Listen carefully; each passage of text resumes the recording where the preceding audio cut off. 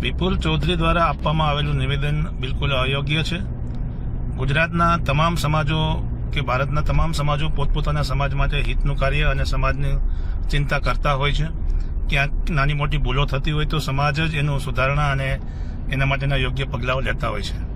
વિપુલભાઈએ પાટીદાર સમાજની સંસ્થાઓ વિશે જે કંઈ સ્ટેટમેન્ટ કર્યું છે તે ફક્ત અને ફક્ત રાજકીય પ્રસિદ્ધિ માટેનું હોય અથવા પોતાની પ્રસિદ્ધિ માટેનું હોય એવું મારું માનવું છે. અત્યારે દરેક સમાજ પોતાના સમાજના દીકરા દીકરીઓ અને વંચિત વર્ગને લાભ આપવા માટેના પ્રયાસો કરતું હશે અને એમાં કોઈ પણ પ્રયાસોની જરૂરિયાત હોય તો તે સમાજના યોગ્ય હોદ્દેદારો કરતા હોય છે.